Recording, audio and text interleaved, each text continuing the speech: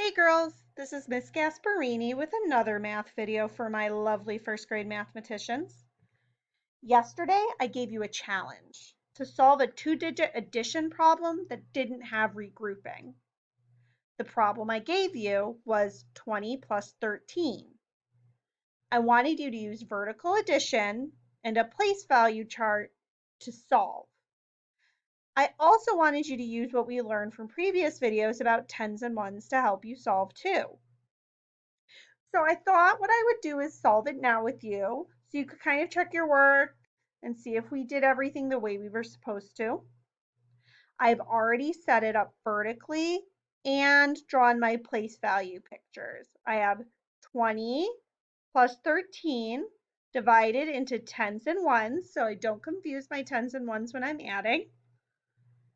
And I have my pictures, 2 tens for 20 and 110 and 3 ones for 13. Now, some of you, when you were working on this problem, might have gone, well, Miss Gasparini, I can't really add any ones because 20 doesn't have ones. And you're right, 20 has no ones. The only ones I have are the 3 ones here. So if all I have is the 3 ones here, then I'm not really adding any ones. I'm doing 3 plus 0 or 0 plus 3. I'm not really adding anything to 3. So the only numbers I'm adding are my tens. So because I know I'm just going to stay with 3 ones, I'm not adding any ones to 3 because 20 doesn't have any ones. I'm only adding up tens. I am just going to put that I have 3 ones still. And now I'm going to focus on my tens. I'm going to make sure I'm only adding my tens together, my 2 tens on top, and my 110 on the bottom. 2 plus 1. So I have 110, 2 tens, 3 tens. 2 tens plus 110 is 3 tens. 2 plus 1 is 3. Which means 20 plus 13 is 33. Because I divided everything up, I didn't accidentally add tens and ones together. I didn't confuse my tens and ones.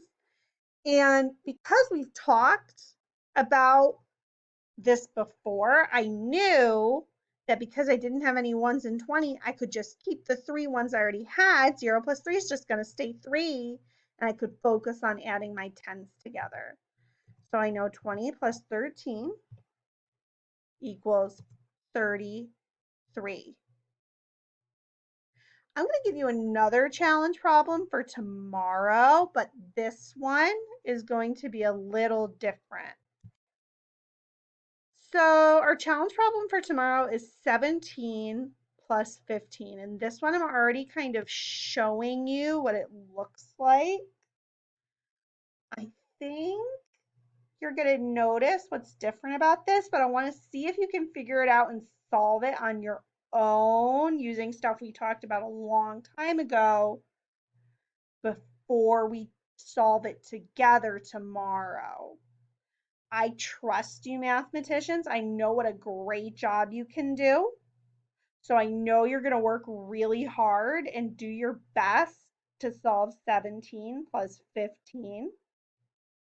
And I'm so proud of the girls who I see going on to Zearn as often as they can. Keep up the good work. I'm so proud of all the girls I see working on the enrichment packets. Keep up those packets and working on them every day.